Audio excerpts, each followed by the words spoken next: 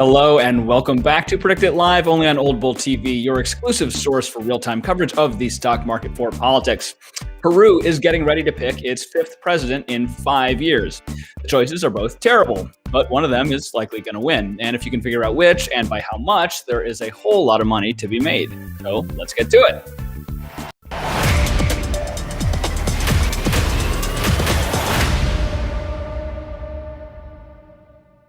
I am your host, Flip Pideaux, and our obligatory reminder that if you're new to PredictIt, go collect your free $25 to get started trading at predictit.org/promo/oldbull25.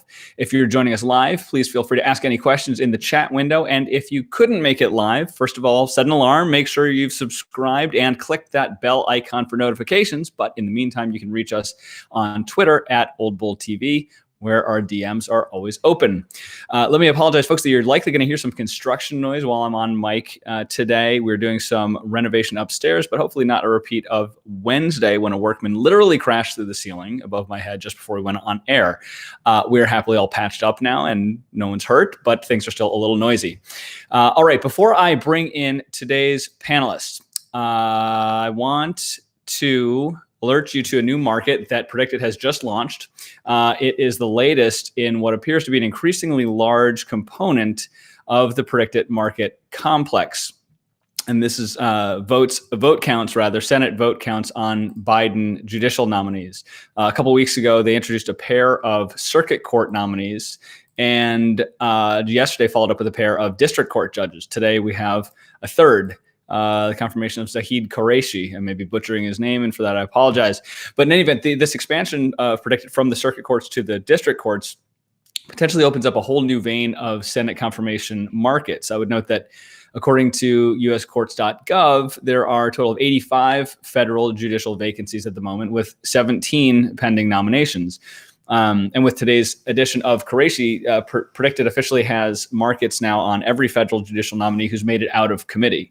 And so there's 4 more who've had their hearings and just awaiting committee votes. So we may, as we further settle into this electoral offseason, have enough of these judicial confirmation votes that you might want to start getting good at counting confirmation votes for judges. Now, these markets have been a little bit thinly traded to date, but they have been picking up steam. I would note that the once popular serial markets like polling and Trump tweets start off a bit slowly too, but obviously we're very rewarding to those who put in the legwork to learn how to get good at them.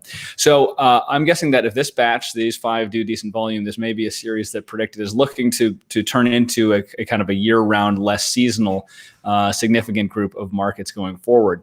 Now, I want to turn for a second to the Trump administration and their judge nominations, confirmations. And Zach, I don't know if you have that slide, if you're able to bring it up.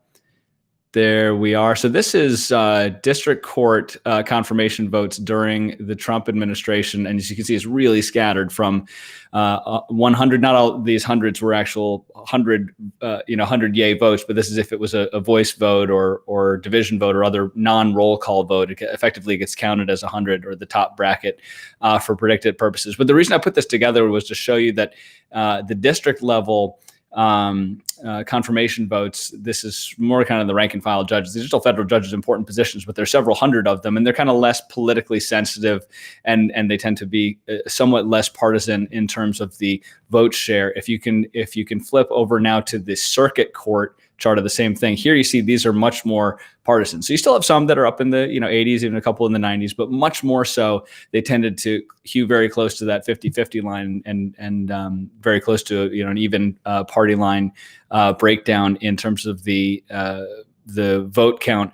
And interesting, if you look at the averages year by year, as we've descended further and further into this partisan hellscape, both the district and circuit court judges became increasingly partisan over the Trump years. The district court averaged almost 92 yay votes in his first year in office. That had descended to below 70. Again, at the district level, the somewhat less partisan, historically less partisan level. And even at the circuit court, where it started off in kind of the high 50s, even ticked into the 60s in his second year, that became almost perfectly partisan by Trump's final year in office, with every circuit court judge being confirmed by either 51 or 52, despite the fact that halfway through the Trump term, obviously Republicans picked up 2 seats in the Senate. So all things being equal, you expect to see these numbers rise a bit. But that's just in terms of general sort of keeping an eye on what the dynamics of these bracket breakdowns of these judicial markets. I don't know if we can bring up that list maybe that shows the 5 that are currently on the board. You get a little better sense of what's out there. And let's click on through, for instance, to Neil's in the top middle there. This is a vote that's coming up as soon as Monday. You can see this is a district court confirmation, and you can see that the brackets go from 60 up through, I think it's 93 or more is the top bracket. So it leaves room for that kind of much more bipartisan confirmation. If you look instead at any of the circuit court judges, you'll see that the brackets are tuned quite a bit lower, from 53 and below to 70 or more at the top end. So as we know, the current Senate composition is exactly 50-50, and a vote cast by the VP for purposes of these markets doesn't count. Also keep in mind that judges can be confirmed with fewer than 50 votes, as it only takes a simple majority of senators present and voting, not sworn or simply holding the office. So off the bat, I would expect that if the lowest bracket on the circuit court judges does stay at 53 or below, that we're going to see a lot of B-min resolutions. You'll see obviously some that don't get confirmed, but even those that do get confirmed, if they're party line or even fairly close to it, then without any absences, any non-votes, then you're perhaps quite frequently going to be below that 53. But that being said, Biden hasn't had any judges confirmed yet. So we really don't know if that descent into almost strictly party line voting on even just rank and file federal bench appointments is going to persist in the holdover from the Trump administration. I don't think we have any real reason to think that suddenly there's a wellspring of bipartisanship that hasn't shown itself anywhere else in the Senate. But again, we need to get through a few of these to get a little bit better of a track record. We're going to have more to say about this on the specific votes as they approach. As I mentioned a minute ago, the cloture vote for Julian Neal's is set for Monday, I believe at 5:30 Monday. So we might even take a closer look at that vote on Monday's show at 1 p.m. So be sure to join us for that. We'll see if we can break this down and actually do a bit of a specific whip count to the extent it's available. Do our best anyway, so be sure to tune in for that on 1 o'clock Monday. In the meantime, do check out these markets. Again, there's 5 of them up there now. They're not super high volume yet, although the Neils one will probably pick up in the next couple of days. But again, I think this is a market category that you want to start to get good at handicapping. And so we're going to be posting some additional resources. So again, follow us on Twitter, Old Bull TV, where we'll have links to some of these kind of catalog of resources that might help you to handicap these a bit better as they draw nearer to the first Biden federal judicial confirmation vote. So that's the judges. And again, we'll get back to that on Monday. But in the meantime, so the main event today that we want to talk about is this Peruvian presidential election on Sunday. We are joined by pro trader Kieran. You may know him as Iabvek on Twitter and the PredictIt message boards. Here he is in all of his blurry glory. You'll probably hear him more clearly than you will see him. But Kieran, thank you for joining us. First time on PredictIt Live. Let's talk Peru. This election is Sunday. On PredictIt, we've got both a winner market and a margin market. As I mentioned, this is it would be the fifth president Peru has had in 5 years, so it's been a fairly unstable country in terms of its head of state leadership in recent years, and it's a really kind of interesting dynamic we have between these two candidates on the ballot on Sunday. I'm going to let you kind of take it from there if you want to give a bit more background on kind of who these two are, Fujimori and Castillo, what they represent, and kind of how you're viewing this race high level, and then we'll get down into actual predictions and where you think the pricing on these brackets should be. Okay, yeah. So basically, I think it's a very compelling case for Americans because it's very easy to understand. It's a presidential system. There's two candidates, and one is, I guess naively, you can say on the far right, and one is on the far left. So Keiko Fujimori is the daughter of Alberto Fujimori, who is kind of a quasi-dictator in Peru, who's now in jail for doing various bad dictatorial things.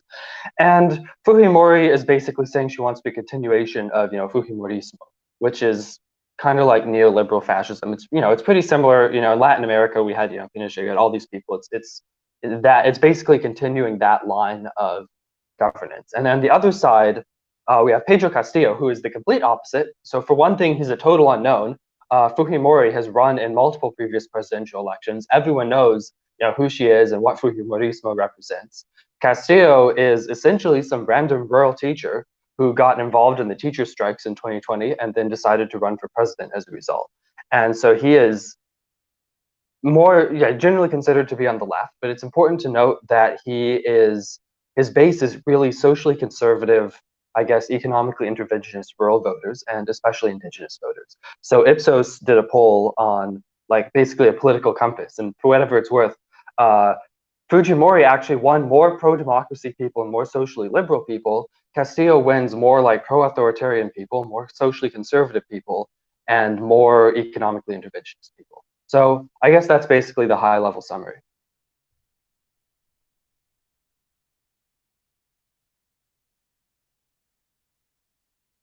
I can't hear anything. Sorry about that. I was on mute. I was just saying I want to take a look at the two markets here a little more specifically to get a look at the pricing and kind of what the trend has been in recent weeks. Fair to say that Castillo is favored and has been most of the way in the polling favored and likewise in the pricing. Do we have the market able to pull up in the outright winner? And we can look a little bit at the trend. If not, I can just talk you through it. It's basically 2-1. Castillo's at 66. Fujimori is at 38. But what's been interesting is that, and as you mentioned, Castillo's a total unknown, or until very recently was a total unknown. Fujimori, in addition to being part of a political dynasty, albeit a very checkered political dynasty, has run multiple times before, has a bit of a constituency, more than a bit of a constituency, and yet both have this kind of huge baggage where, again, the Fujimori legacy, her father being convicted of human rights abuses, war crimes, involvement with murder, all kinds of really kind of bad things to be convicted of. Whereas Castillo, is part of a party that advocates, even though he says he's not advocating for this, his party advocates for the actual seizure and nationalization of major industries, including copper mining and other things that are so strategically important industries to Peru. So every time he gets a bump in the polls, the Peruvian stock market and currency markets start to crash because everyone's really nervous about what is he going to do if he actually wins. He's, in other words, so far left, or at least his party's official platform is so far left that it has a truly potentially destabilizing impact on the nation and its markets. And so, but what's been interesting is to see as the polling has, I guess, tightened a bit, and we may have that slide available as well, but the polling is not super robust, but it has shown to be tightening and trending towards, towards Fujimori, with her even exceeding Castillo in one or two of the recent ones. And this is due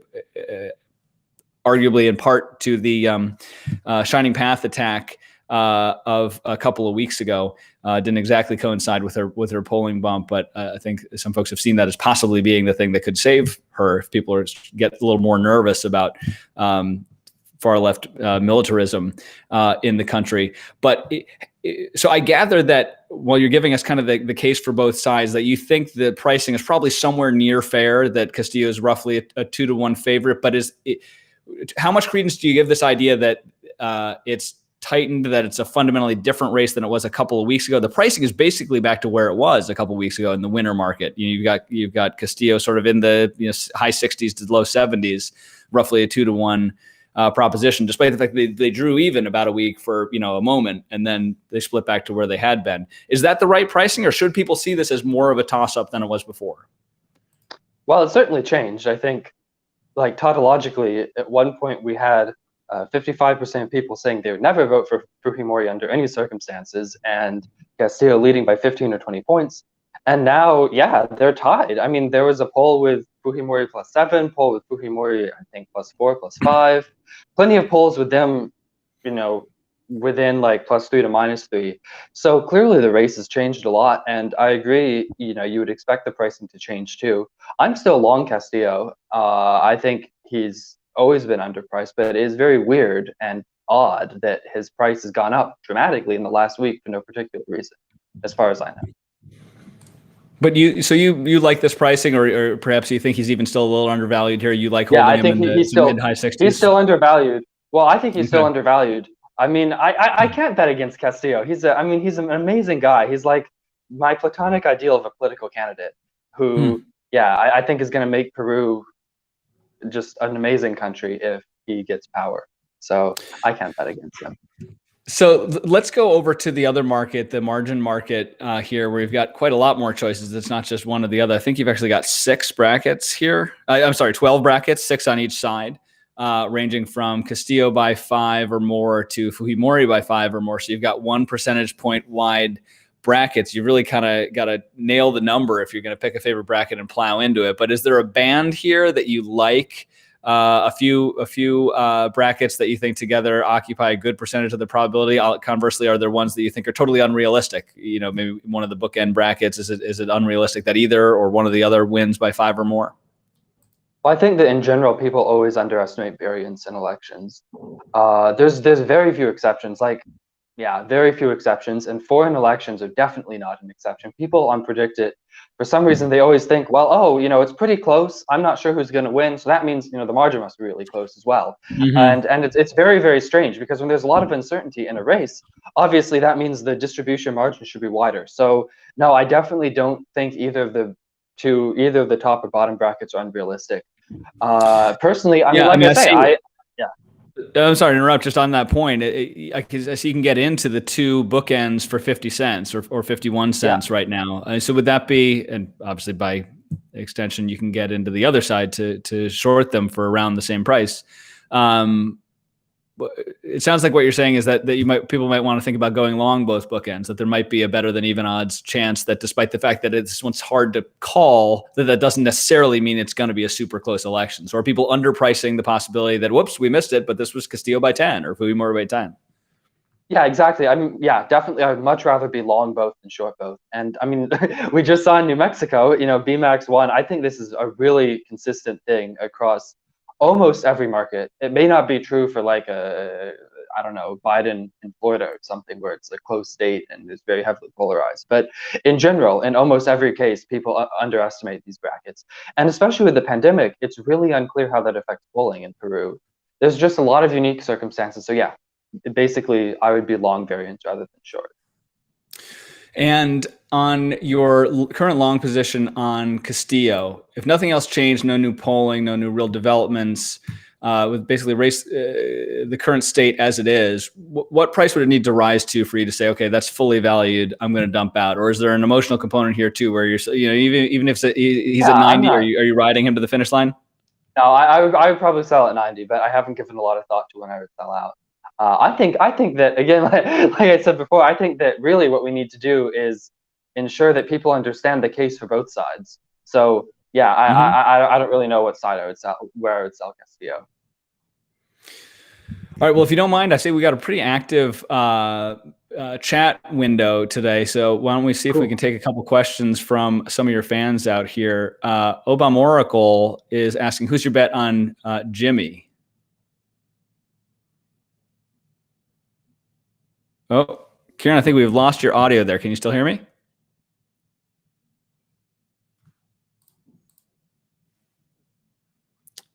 We might have lost you. All right. We'll see if we can pull him back in. Zach, can you tell if he's been disconnected? Oh, Hey, are you back? There he hi. is. Yeah, sorry. Okay, hi. Hi. So I was just saying that you had a question in the chat about who your bet would be on Jimmy. My bet on Jimmy. Who's Jimmy? I don't know. Obama Oracle wants to know who your bet is on him. Maybe he's talking to someone I else don't in the know. chat. Let's Okay. see what else we got here. Question for the host: can we get Trump be president on September 1st market, please? Possibly. I think there's one like that on Polymarket at the moment. I don't know if we've got one on PredictIt yet. It's a possibility. If the PredictIt folks are watching, be known that the traders are clamoring for will Trump be. This is, I assume, the sort of reinstatement craze that's gripping Trump world at the moment. Let's see. How many tweets will White House tweet? Now you're talking crazy. We're not getting tweet markets back. What do you think? Let's switch gears for just a second, since traders wanted to talk about new market types, about these judge markets. Kieran, are you playing these at all? Or are you watching them? I No, think I have no idea. I don't know anything about them. I'm sorry. Yeah. No, it's fine. I'm just, it's just on my mind. I was surprised to see yet another new one out today, raising the count of district court nominations to 3. And the fact that they're canvassing virtually, well, in fact, literally every judicial nominees who's cleared committee. So again, I think it's going to be one where traders might be well rewarded to spend some time boning up on how to do these whip counts. But back to Peru, what should people be watching for here? We've now got 48 hours here till voting is underway. To the extent the dynamics of this race can change between now and then, how might you expect them to do so? Will there be any new polling, new stump speeches, new debates, anything like that for people to keep an eye on? Well, there definitely should be a few more polls. There should be the final Ipsos poll I know is coming out. And then, yeah, I would expect a surge of new polling. I'm not really sure as far as final speeches. I'm not really sure. Obviously, I don't think speeches have that big of an effect on the market. So I think the main thing to look out for would just be, the very final polls. And then I don't know, you never know what new news can come out, obviously. Yeah, indeed, stump speeches I wouldn't necessarily think would move the needle in this case, though. I'm just wondering things like Castillo's position or where he may break from his party orthodoxy in terms of economic policy, only because both these candidates kind of are at 2 different extreme wings and have certain, extremist baggage, even if they're not kind of wearing it overtly that people are scared about. Well, he may not be, but I think that's what's spooking at least a certain percentage of the voters there, or the private sector at least, is they're worried about this kind of unknown guy without a policy track record who comes from a party that advocates things that scare some folks. So I just wonder if he could get pinned down on a position or two that would either calm people's nerves or possibly, if he said the opposite, that would rankle them. Yeah, it's a good question. I mean, like I say, I don't think Castillo is an extremist. I think you can look at his statements. You can see he's pretty economically moderate. You're right, he's in a party full of absolute crazies. So, I mean, just naively, maybe I'm biased, but naively I would expect as time goes on and Castillo tells people his policies, they would be like more willing to associate with him. But then, right, the flip side is, I mean, I think you mentioned this before, but a member of his party said something like, enough with this democratic bullshit. If we get power, we will not leave it. We will start the revolutionary process in Peru, which is not really what you would want to hear as a voter in a democracy. So, yeah, I guess that's what I'm looking out for. We've got another question here from Obama Oracle, the same one who was asking about Jimmy. He clarified he was talking to another commenter, not us, but he does have a question for us. Which is we've seen a rise. It's going off the screen. The chats are coming so fast. We've seen a rise in voter fraud recently, which seems to be something that would likely continue in a country like Peru. I guess that's more of a statement than a question. But could that have an impact on the results here? Yeah, I definitely think it could. I definitely agree with Obama Oracle. I think that one major reason to potentially bet on Fujimori, or at least be worried about Castillo, is voter fraud. She was just in trouble. I don't really understand the context, but I know there are these headlines that she was in trouble for buying votes. But this is one of those things. It's like, you say she's buying votes and maybe people are sad, but then if she actually gives money to a bunch of people to vote for her, they'll be more happy to vote for Fujimori than the sad people will be to vote against her. So that's absolutely one example. And in general, like, her father was a dictator. She's grown up, she was like the youngest first lady in the world or something because her father appointed her first lady. And she knows presumably basically every trick that you can use to subvert democracy. So yeah, I wouldn't be at all surprised, because this time, unlike in prior elections, this time she has the elite in Lima completely behind her because they're scared of Castillo's policy proposals. And yeah, I really would not be surprised either about the vote buying thing actually like becoming significant, or other forms of voter fraud. It's pretty terrifying. It also brings up the possibility of, what's going to happen in one or the other of these markets if there is, if it's sufficiently close and sufficiently serious allegations of fraud, that we may see a protracted settlement of the markets here, or possibility for big swings after the initial votes are reported, and people are trying to parse like, okay, what's the official? Because PredictIt has the standard language in here in the rules about PredictIt reserves the right to wait for further official, party, judicial, or other relevant announcements, reports, or decisions. It basically says, we're going to know when the results are trustworthy, and that's when we're going to settle it. but this is boilerplate language that's usually used in U.S. elections, obviously, where things are a little bit more codified, although after 2020, maybe not as codified as we thought, but certainly overseas and in a country that is potentially rife for fraud, and with a candidate whose political family is well versed in the art of election fraud and various other fraud and corruption, could be a real consideration here. Not only a risk to guard against, but possibly an opportunity to look out for. I mean, if stuff on election night looks clear enough, and it's 6.5% for one or the other, and so the 5+, the bookend bracket goes to 99. Maybe that's time to look out for really cheap lotto tickets, just on the prospect of things being thrown into disarray the following day. Yeah, I agree. But again, I mean, even pre-election, it's also potentially a reason to modify your bets. Yeah.